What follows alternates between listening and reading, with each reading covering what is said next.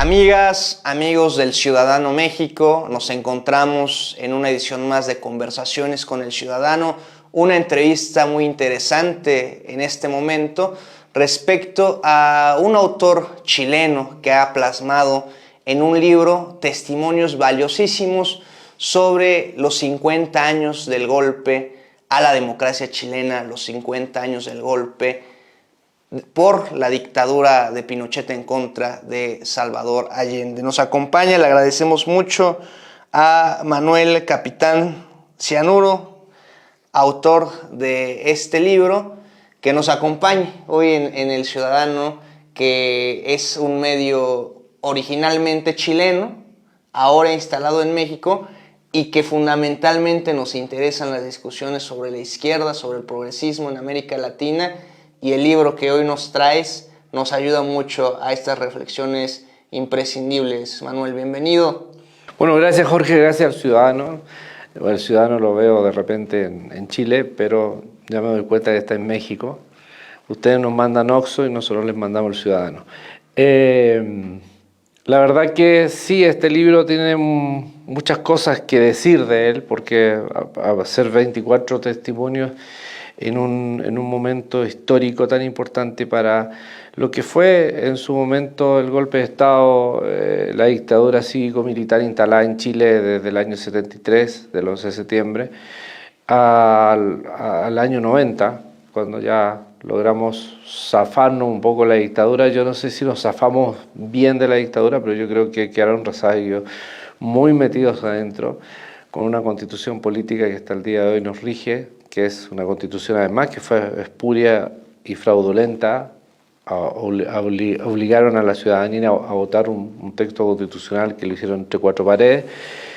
Pero aparte de aquello, el libro en sí habla de testimonio de personas. ¿Qué le sucedió el 11 de septiembre a personas? ¿Cómo elegiste estos 24 testimonios? Es decir, ¿cuál es el común denominador entre ellos? Ninguno. No, eso es solamente hay una línea etaria, pero no hay algo que sea, porque la idea mía no es entrevistar a un político de ese momento, ni una persona que obviamente tuvo algunas dificultades. Quería salir a conversar con personas que vivieron el 11 de septiembre, por eso la única línea conductual es una relación etaria, pero de edad. Pero nada más, o sea, el resto es desde una muchacha que tiene 18 años, un niño que tiene 6 años, un señor que tiene 42 años, un abogado que nace post de 11 de septiembre y bueno, él siempre lo cuenta porque nació en un enclave nazi, literalmente. En Chile existió un enclave nazi durante años, la Colonia Dignidad, que era una secta, y ahí, bueno, si se buscan información se van a encontrar que es una cosa de un hoyo negro eso, y duró muchos años. Recién en el gobierno de Ricardo Lagos le pudieron quitar las profesoras de jurídica. Gente como esa fueron metiéndose, cuando hablo de una chica de 18 años, es Magdalena Álvarez, que es uno de los testimonios que la toman detenida, la meten en, bueno, los típicos procesos especiales. Al final sale al exilio. Tenemos desde un GAP, los GAPs eran los grupos amigos del presidente, Guardia Armada de Palacio, que eran grupos de civiles que le daban resguardo al presidente. Hay que entender que en Chile, antes que el gobierno de la Unidad Popular se instalara, ya Salvador Allende había tenido en sí un problema, que le habían asesinado al comandante en jefe del ejército a pocas semanas de asumir la presidencia de la República, ya siendo electo. No daban muchas garantías de estar acompañado por los guardias comunes y avanzado el tiempo fueron asesinando a otras personas también dentro del grupo de... Hay un asesinato de un dirigente demócrata cristiano que es Pérez Zukovich. Por ahí se va creando el GAP, tiene varias razones, porque este grupo de unos ciento y tantos que son los que componen este grupo, apoyaban en el fondo hacer una guardia pretoriana al presidente. Que ese GAP cuenta su historia del día 11, cómo se enfrenta a las Fuerzas Armadas, siendo él y dos más que están afuera de la Moneda, repeliendo a un ejército que estaba parapetado con todo, y bueno, ellos solamente tenían un par de AK y unas pistolas. Entonces voy poniendo esa historia y la voy poniendo también para que alguien que lea el libro se va a encontrar con por lo menos una figura histórica de lo que fue ese 11 de septiembre, que marca un antes y un después en Chile y arma una gran zanja que hasta el día de hoy no la hemos podido tapar, y no se va a tapar nunca, por una sola razón, porque los que provocaron, los civiles que provocaron, no tienen ningún tipo de arrepentimiento frente al hecho. Siempre están casi aplaudiendo la figura. En estos meses quedó de hecho que no hay arrepentimiento porque la figura de Pinochet la volvieron a poner arriba del tapete, hicieron acciones conmemorativas a su figura, todavía hablan de que nos liberó del marxismo peligroso, come guaguas. ¿Cómo vivió Manuel el Capitán Cianuro el 11 de septiembre de 1973? Yo tenía 6 años, como un día normal, yo iba me acuerdo que estaba yendo a la prepa, estaba en mi primero básico. En Chile existe la educación básica, ya ustedes la tienen la prepa. 16 años tenía, ¿no? 6 años. 6 años. Sí. No soy tan viejo, no me jodas. No, ¿me decías la preparatoria entonces? No, es que en Chile la básica y la media, nosotros tenemos primaria. Sería la primaria. No, esa parte no la tenía clara. Excelente. Yo iba a la tarde, mi mamá estaba atendiendo las camas y de repente empieza a escuchar por la radio a una persona que yo no sabía quién era, porque en el fondo hay que entender, un niño de 6 años como que no tiene tampoco, en ese entonces sobre todo, que no había mayores que la radio, la comunicación no era ni la televisión, ni el celular, ni ninguna de esas cosas, impensable los computadores. Y yo la veo que, bueno, algo le está pasando, porque en el fondo ella se pone a llorar cuando escucha a un señor que está en la radio hablando y de repente me dice: voy a buscar a tus hermanas al colegio, no salgas, quédate con el perro y vuelvo luego. En ese transcurrir del vuelvo luego, yo me acuerdo perfectamente, en ese transcurrir del vuelvo luego, yo me asomé por el antejardín de mi casa, una casa esquina, y vino una vecina que tenía unos 14 años, más o menos, y me gritó en mi cara: mataron a tu presidente, somos libres. ¿Qué presidente? ¿Qué es eso? Bueno, más o menos la historia de un niño de 6 años. Lo que sí me marca es un vecino que sale con una bandera chilena, una pistola al aire, disparando: somos libres, somos libres. Eso sí me marcó, o sea, me marca más que lo que me dice mi vecina. En la tarde se escucharon balaceras. Nosotros vivíamos en una ciudad que se llama Constitución, paradójicamente vivo ahí, en su momento. En el sur de Chile. En el sur de Chile, a 6 horas de Santiago. Y se estaba construyendo la celulosa Arauco, una industria de celulosa. Y había muchos trabajadores, por lo tanto ellos hicieron un cordón de resistencia. Los bajaron muy luego porque los milicos entraron por varios frentes a la ciudad, tomaron detenidos a varios de ellos, a varios los ajusticiaron el mismo día. Entonces, como que te queda ese día marcado por ese antes y un después. O sea, yo me recuerdo que mi infancia no son las infancias tan normales. Cuando el otro día había un periodista en un canal de televisión y decía: hoy nosotros fuimos de los niños que pudimos jugar tranquilos. Bueno, tuvo la suerte de jugar tranquilo. Nosotros no jugábamos muy tranquilos, porque los milicos de repente entraban a las ciudades, disparaban, detenían gente. Había toque de queda, tuvimos toque de queda hasta el año 80. Eso significa que había un lote de restricciones. La prensa, como el ciudadano, no podría haber existido, la habrían hecho bolsa de una, porque se obligó a una prensa oficial. Y la prensa tenía que tener ciertas características. Es más, se creó hasta una dirección que se llamaba la DINACO, Dirección de Comunicación Social del Estado, y ahí pasaba por sedazo toda la información que se podía entregar hacia la opinión pública, desde diarios, radio y bueno, cuando la televisión ya se instaló. La DINACO funcionó hasta el año 90. Y era una censura previa a lo que no se podía decir en la televisión, o sea, nunca hablar en contra del dictador, ni en broma. Y obviamente eso te va marcando, porque te marca también desde mi infancia, parte de mi infancia y mi juventud. O sea, tengo montones de restricciones en un momento. O sea, no es llegar y hablar del dictador, no hablar en contra, lo hacíamos, pero buscábamos los puntos, los lugares. Porque había además un soplonaje bastante grande que se involucraba en las redes sociales, no de internet, sino en la iglesia, en los grupos juveniles. Siempre había alguien infiltrados que lo infiltraban y se podía hacer amigo de algunos y sacar información. Y sobre todo a los niños también se les sacaba información, porque usaron un sistema. En Chile se usó un sistema muy parecido a la Jungfrau alemana, que era hacer que los niños contaran los fines de semana para saber desde ahí qué hacían los padres.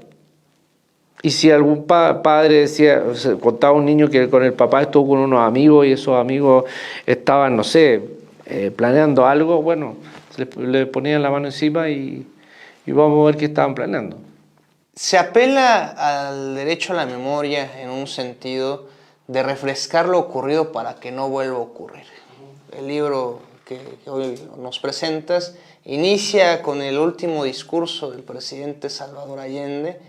A 50 años, ¿cuál es el sentido de las palabras de Allende y cuál es el sentido de la memoria para recordarlo y darlo a conocer a gentes que, pues, seguramente hace 50 años ni siquiera nacían, ¿no? Mira, el discurso de Allende es más vigente que nunca.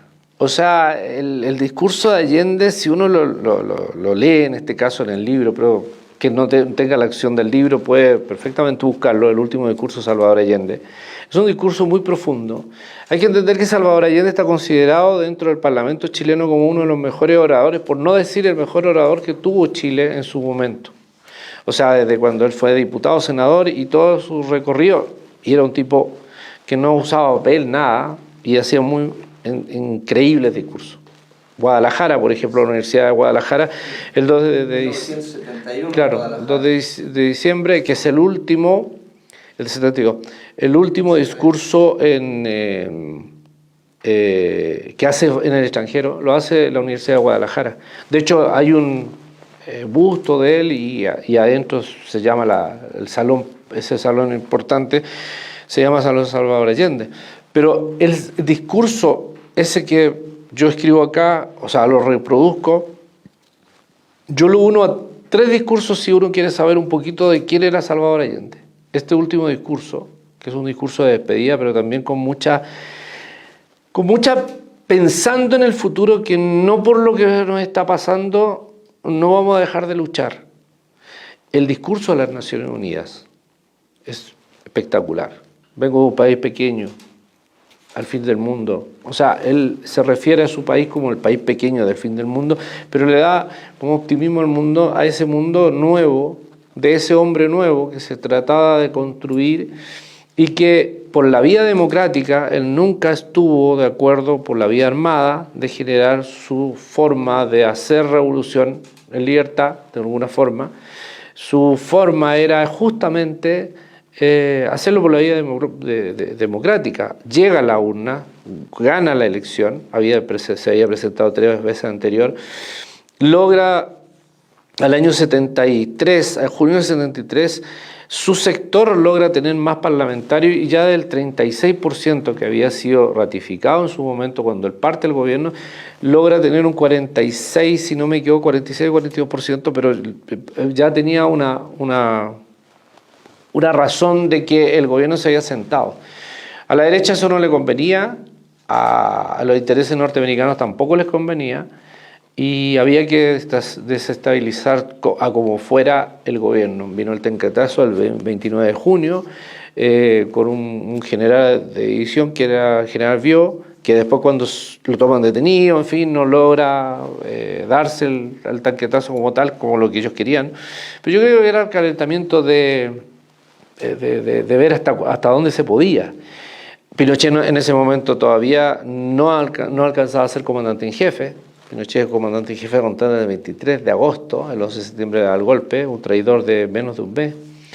El general Praya no puede reaccionar a las presiones que hay, termina renunciando, y él le presenta la terna, y en esa terna viene Augusto Pinochet, o sea, como una persona que era fiel al ejército y al gobierno.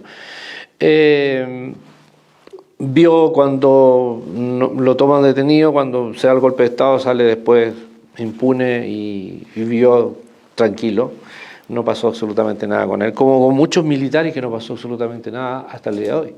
Porque si hay algunos que fueron condenados y tienen cadenas perpetuas y todo lo demás, no es el grueso. Fueron muy pocos los que respondieron. De hecho, Pinochet nunca respondió ante la justicia chilena. Si no hubiese sido por el juez Garzón, Pinochet jamás habría no pisó nunca una cárcel, pero nunca habría estado con privación de libertad. El juez Garzón le pide una captura internacional, lo toman en Londres, en la clínica que estaba él atendiéndose, y bueno, ahí vienen las presiones internacionales, la Margaret Thatcher presiona, era su amiga, después cuando le ofreces la casa, que es lo mínimo que le puedo hacer por usted, le dice. Una mujer que además trata de replicar un poco el proyecto económico, social, político de Chile que se está implementando durante toda la dictadura. Los Chicago Boys instalados, haciendo justamente todo lo que... No, el punto de entrada a América. Y es el laboratorio justamente del neoliberalismo, que le funcionó para ellos sí, para el pueblo nunca ha funcionado. Lo que pasa es que también hay un lote de condiciones que te van haciendo que eso se empiece a instalar y al final la gente en el ADN lo empieza a asumir. Porque los 30 pesos de la revuelta social no son solamente 30 años. Porque la gente decía, no son 30 pesos, son 30 años. Yo decía, no, pero sube la dictadura, o sea, son 47 años. O sea, no te puedes restar a eso. Bueno, más allá de todo este análisis rápido que te hago, el libro sí tiene esa parte, porque hay gente que va contando su experiencia. Entonces te vas viendo en este cuadro etario cómo se van gestando ciertas situaciones en Chile y te deja justamente esa posibilidad de, primero, hacer muy vigente el discurso de Allende el día de hoy, pero también hacer con esos pedacitos de historias que hacen una conjugación, se construye memoria. La memoria es tan importante para no hacer avanzar el negacionismo. El negacionismo que se impone en España, en Europa, en Latinoamérica, constantemente con estos grupos nuevos del neofascismo que está apareciendo y que se está sentando. O sea, mira lo que tenemos en Argentina hoy día, una locura lo que pasó ayer en Argentina. Yo creo que si los argentinos se tienen un poco de respeto, Milei deben pegar una patada en la raja y sacarlo luego. O sea, no darle mucho tiempo. Pero bueno, más allá de eso, no me corresponde mucho entrar en esa materia, es cosa de los argentinos, ellos también lo votaron. Vamos viendo cómo se van metiendo, lo que pasa en Grecia, con un tipo que de las 8 horas termina con 14 horas laborales, lo que está sucediendo en Italia con la Georgina, y así te vas metiendo, y Francia tiene un tipo que si no se maneja bien, la Le Pen se le va a meter, y la ultraderecha en Francia va a ser fuerte. España tiene un conflicto muy, muy potente ahí con Vox y con ese demonio que creó el PP español. Bueno, ahí vamos viendo. Acá menos mal que ustedes tienen una situación muy, muy propia, no, ni siquiera me quiero meter mucho ahí. Pero los que podrían ser más cercanos a esa ultraderecha que es el PAN son como nada, son como migas, no alcanzan a hacer algo muy importante. Pero hay que tenerles igual siempre cuidado porque son medio peligrosos. Sí, hablabas o introducías esta parte de cómo el neoliberalismo en la América, o llamémosle América Latina, ahí para los gringos, si es que alguno nos ve. El triunfo fue económico para las élites, para las plutocracias, y sigue siendo. Pero no solamente en un sentido económico, sino en un sentido ideológico, en un sentido de mente. Y retomando el discurso de Allende en Guadalajara cuando decía... Dos partes interesantes, creo que es un discurso amplísimo, ¿no? Pero destacando cuando decía que la revolución no pasaría por las universidades, ¿no? Haciendo alusión que la revolución debe darse en la base, en el pueblo mismo, y cuando llamaba que ser joven y no ser revolucionario es una contradicción hasta biológica. Hoy día, ya en el impregnado neoliberalismo, ser joven y no ser joven y ser revolucionario, ser joven y serlo, es la contradicción, ¿Y cómo entendemos esos procesos? Porque existían estos grandes liderazgos como Allende, como Fidel Castro, y habían bases militantes, habían espíritus ideológicos. Las juventudes mismas eran una vanguardia que hoy no se ve en ninguno de los procesos transformadores políticos, en el caso de México tampoco. La base, por ejemplo, obradorista en el país son los adultos mayores, son las gentes de más de 60 años que ven también materializable económicamente la transformación en las pensiones y demás, pero hoy hablarle a la juventud es difícil, hay mucha dispersión, reitero, por los mecanismos propios del neoliberalismo. ¿Cómo lo entiendes, Manuel? Uy, es re complejo eso, porque en el fondo cuando tú haces que, el cooperativismo se pierde y el individualismo crece, es muy difícil tener justamente el asentamiento de que la gente se involucre, porque yo me mí conmigo, o sea, me libro yo y después si que algo me queda, ayudar al otro. Muchas veces ni siquiera se ayuda a uno muy bien, porque además te fueron metiendo en el disco duro, en tu ADN, te fueron metiendo información que era justamente, esto es la solución para que tú seas una persona próspera, una persona competitiva. Claro, entonces te van metiendo en un carril donde tengo que competir para todo. Y claro, de repente dice uno, en las Olimpiadas las competencias son dignas, pero la vida no es una Olimpiada, la vida es una cooperativa conjunta de seres humanos que se van mezclando unos con otros para poder sobrevivir. Si fuera tan así, entonces los niños no necesitarían el tete, no necesitarían nada, caerían al mundo y caminarían solos, irían al restaurante y se comprarían el biberón. Si te das cuenta, desde tu origen hay que ir generando esta acción cooperativa, esa acción que se corta. ¿Dónde se corta? En los programas de estudio, en los primeros programas de estudio de los primeros años. Le empiezan a enseñar a los niños que hay que competir, hay que ser más que el otro. Y no solamente eso, hay que llegar a la universidad. Y la universidad no te da ninguna garantía de nada. Porque yo conozco montones de universitarios, no la mayoría, pero una gran cantidad, que no tienen ninguna cercanía a lo que es justamente querer ser revolucionario. No, olvídalo. Además que son palabras que son de los comunistas, los marxistas. O sea, revolución, ¿qué es eso? Fidel Castro, qué asco. Eso se habla en mi país. O sea, nosotros somos un país como los yanquis, muy anticomunista. O sea, en Chile, bueno, en la América, y eso que quede claro a aquellos que usan el comunismo como pretexto de formular sus discursos. En la América nunca ha habido un presidente comunista, nunca. Si bien hay una revolución cubana vía del socialismo al comunismo, es otro tema, hay que meterse en ese contexto. Lo que pasa con Chávez y la revolución chavista es chavista, no tiene que ver con ni la vía del socialismo, ni el comunismo, ni nada. Y Maduro, que es el que pudrió la revolución de Chávez, seamos claros ahí. Entonces, al final, ¿dónde hay un presidente comunista en Latinoamérica que hubiera hecho tanto daño para que la derecha, además el comunismo, cae en el 89, con los muros? Con el Papa Juan Pablo II, dispuesto a votar justamente esos muros. Entonces, los volvemos a revivir siempre, y lo revivimos justamente para armar el discurso. Ahí ya escucharás a gente de la derecha mexicana hablando de los comunistas y que López Obrador es comunista, lo que menos tiene López Obrador es ser comunista, pero le van cargando a todos los presentes. El Petro es comunista, Lula es comunista, Boric es comunista.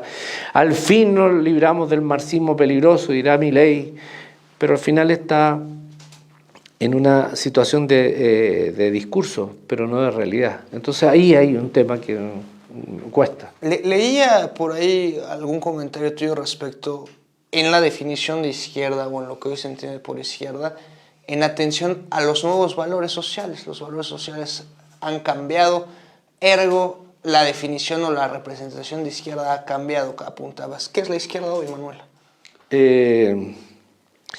La izquierda es un marco a la deriva.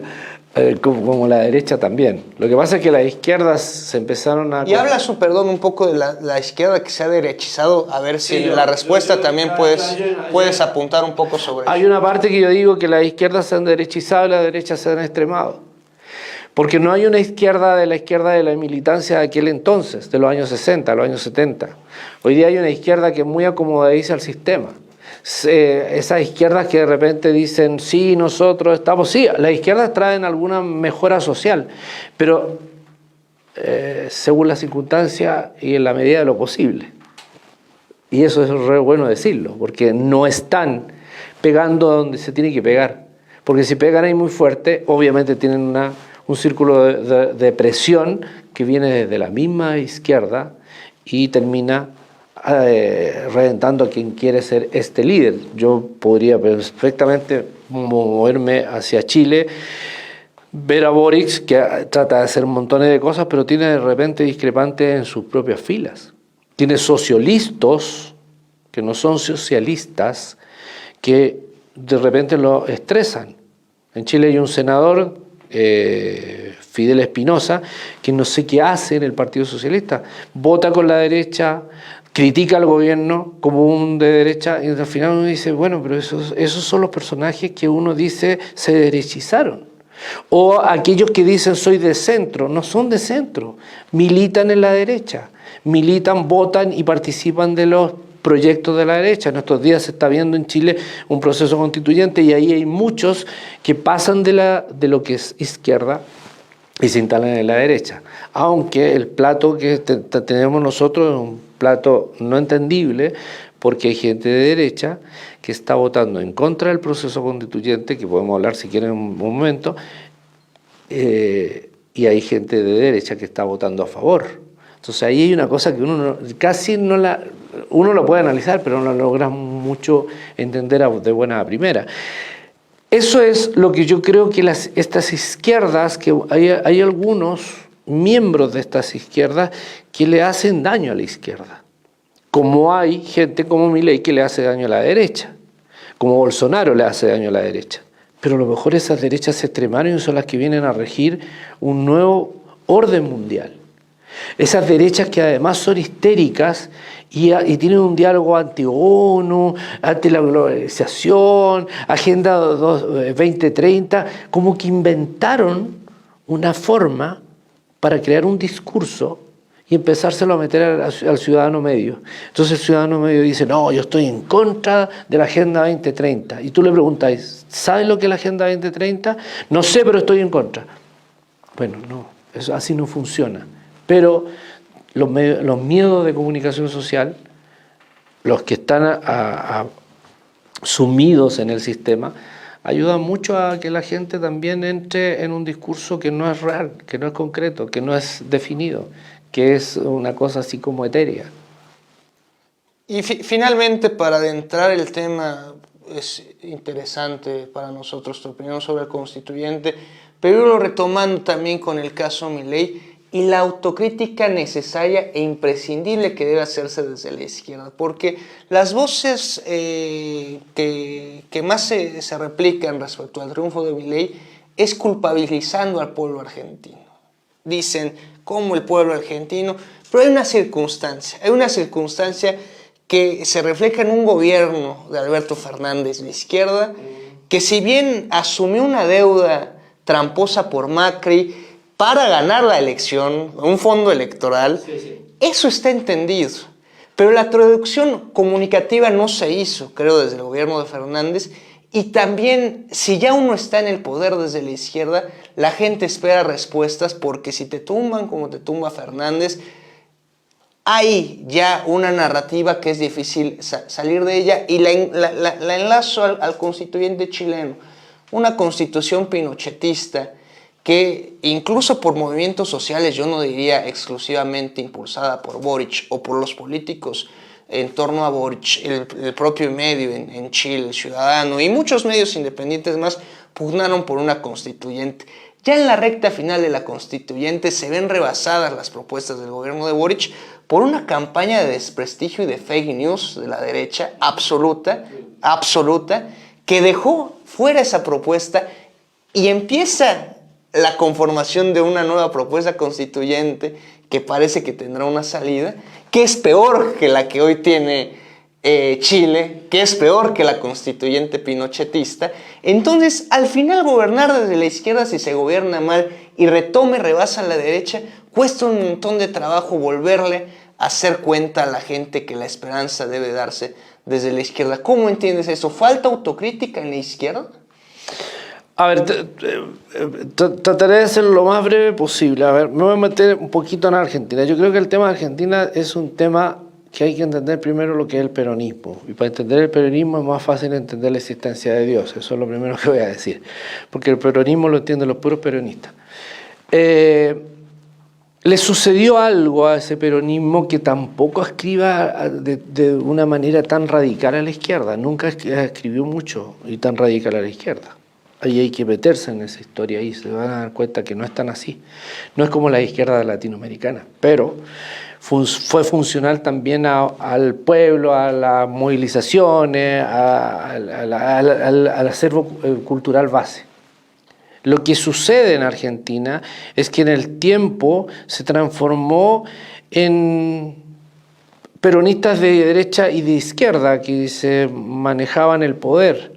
De repente se les manoseó todo, se llenaron de corruptos, la sociedad empezó a reaccionar, pero la forma de tratarlo, esto me va a matar un argentino peronista porque voy a decir una cosa, pero yo creo que cuando tú le das muchos bonos al pueblo, lo haces cómplice de la corrupción para que se queden tranquilos. Y sobre eso mismo, ese pueblo llega un momento a decir, pero ellos, los que están haciendo el poder, disfrutan de las dádivas y nosotros por la necesidad tenemos cara de hereje y recibimos lo que eso nos entrega.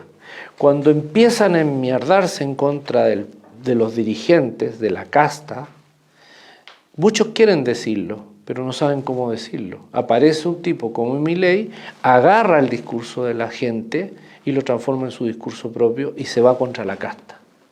¿Y qué hace ahí?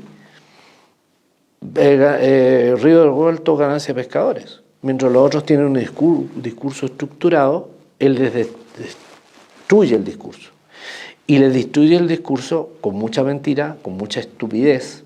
Dolarizar, primero hay que tener base económica, dolarizar y tiene un lote de cosas, pero lo prometió. Y hay gente que le creía, porque la ignorancia también se apodera de esto. Gente que decía, un café vale $1, por lo tanto son 700 pesos argentinos, o sea, yo gano 10.000 pesos argentinos, voy a terminar ganando $10.000. Bacán, yo voto por Milei. No era así, no funciona así. Pero bueno, se convencieron de eso, se convencieron de otras cosas. Lo más loco de todo, que el otro día me decía un amigo que hace clase en la universidad, que le dice a un chico, ¿pero por qué votas por Milei? Si Milei te va a quitar la posibilidad de tener educación pública gratuita. Eso no va a pasar. ¿Cómo no va a pasar? No, porque ustedes como peronistas eso lo van a detener. Pero entonces, ¿por qué votas por Milei? No, porque nosotros no queremos más a ustedes. O sea, por un lado me defiendes, pero por el otro lado no quiero nada con ustedes. Y ahí va funcionando lo que está pasando en estos días y lo que le crea un gabinete que Macri lo asesora y es, yo creo que el que va a gobernar la Argentina, si es que logra gobernar mucho, va a ser Macri y la figura de Milei va a quedar ahí. Milei quiere romper con todos los comunistas del mundo, le está pidiendo a los chinos que le da inclusive un préstamo.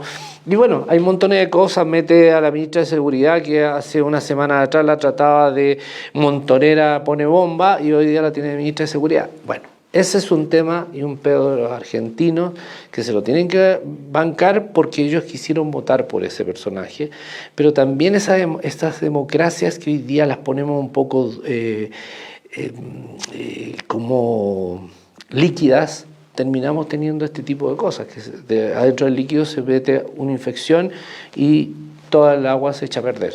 Ese es un tema. Y paso a la constituyente. Y aquí lo voy a hacer lo más breve posible.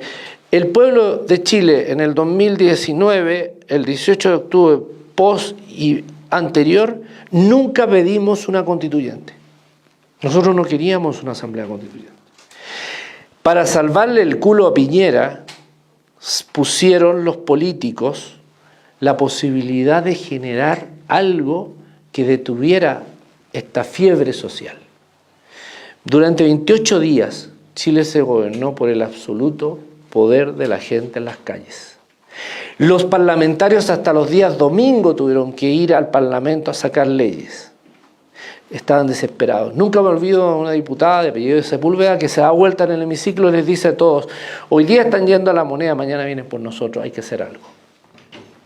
El 15 de noviembre se sentaron los señores parlamentarios de todos los sectores y nos metieron en el zapato chino y nos tiraron, como para que este león de la calle se tranquilizara, una cosa que se llamaba crear un proceso constituyente. Nos llamaron a la urna, donde fuimos, y el 76% dijo sí, queremos una nueva constitución. De ahí sale el proceso que tú nombraste, el primer proceso, un proceso que nace abortado. ¿Por qué?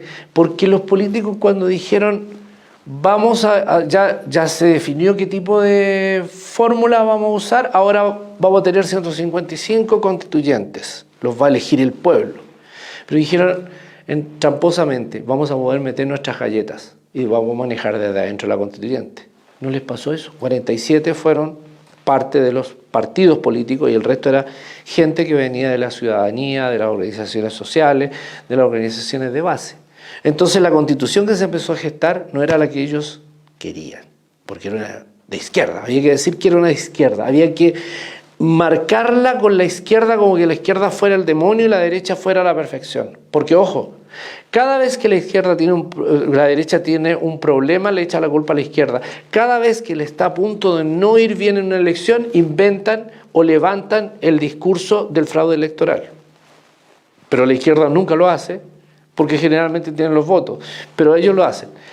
En definitiva, tenemos ahí ese proceso, el proceso fallido, y en el proceso fallido se debía haber vuelto a preguntarle a la ciudadanía: ¿sigamos o no queremos seguir? No.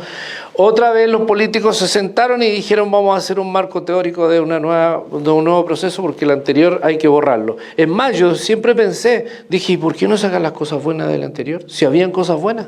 ¿Y por qué no esas las dejábamos en el marco teórico base? Pero no quisieron. ¿Qué hicieron? Llamaron a un grupo de 24 expertos. Ojo ahí que los expertos tenían de presidente, de estos que habían sido puestos por el Parlamento, a un tipo que se llama Hernán Larraín, que fue uno de los nefastos amigos de Pinochet, que defendía a gente como Caradima, que sería como el Marcial de México, un cura pedófilo, y defendía a otro, que es peor todavía, que está dentro de mi libro, justamente hice la noción hace un momento, que era el que dirigía el enclave alemán nazi, Paul Schaeffer, que es un pedrastra. Ese quedó como presidente de estos 24 para hacer el marco teórico o rayado de cancha para los que iban a construir el texto que nos iban a presentar y nos están presentando en estos días. Se llama las urnas. Y en las urnas, 8 millones de chilenos de los 14 van a votar. Hay 6 millones que no van a votar. O sea, hay 6 millones que no se involucran en el proceso. Había más gente en las comisarías justificándose para no votar, que muchas veces las colas de los lugares de votación estaban más vacíos. Bueno, la derecha gana, pero no gana la derecha, gana la ultraderecha. Tiene sobre los 20 constituyentes, o sea, los consejeros que le llamaron, y empiezan a crear una constitución, y ahí viene la trampa, y la trampa la puedo definir de la siguiente manera. Había que hacer una constitución que fuera peor que la de Pinochet para justamente entrar en el mismo juego que se ha entrado en varios lugares del mundo, donde la derecha te propone un candidato versus otro, y la izquierda queda en la defensión absoluta. Macron versus Le Pen, Francia. Chile tenemos hoy día un texto constitucional de la ultraderecha que es peor que el de Pinochet, y vamos a ir el 17 a las urnas a rechazar el texto que los republicanos y la derecha para quedarnos con el texto de Pinochet, no el texto de la izquierda. Entonces al final nos metieron un zapato chino. Eso es responsabilidad de todos nuestros políticos porque no vieron a la larga lo que iban a provocar. Ojalá este domingo la gente sensatamente vea que por último ya hemos barrido con la escoba vieja y no nos metamos en lo que nos estamos metiendo, porque el concepto de la propuesta constitucional que no ha llevado a la urna la ultraderecha es el mismo discurso de Milei transformado en texto. Milei lo gritó, nosotros lo queremos catapultar por 40, 50 años más. En eso estamos. Ese es el Chile que yo les puedo mostrar desde mi perspectiva, desde mi óptica. Sé que hay varios que me odian, pero no importa, yo soy feliz. Yo no odio a nadie, todo lo hago con amor. Hoy el libro que nos ha presentado Manuel Capitán Cianuro nos da la responsabilidad siempre de apelar al derecho de la memoria, de recordar lo que pasó, las atrocidades que ocurrieron antes para no permitirlas en el presente. Y también cuando la izquierda gobierna, cuando la izquierda toma el poder, debe responder para así garantizar su mantenerse vigente. ¿Cómo se mantiene vigente la izquierda? Pues respondiendo a los más vulnerables, atendiendo a los pobres, atendiendo las causas justas que se han enarbolado históricamente, y así habrá un refrendo de la gente dando soluciones, porque donde la izquierda fracasa, llega una derecha más fortalecida que ya no podrá nunca hacerse a un lado. Agradecemos mucho a Manuel Capitán Cianuro, en tu casa, en El Ciudadano, y un abrazo a todas y todos los ciudadanos y ciudadanas. Hasta la próxima. Gracias.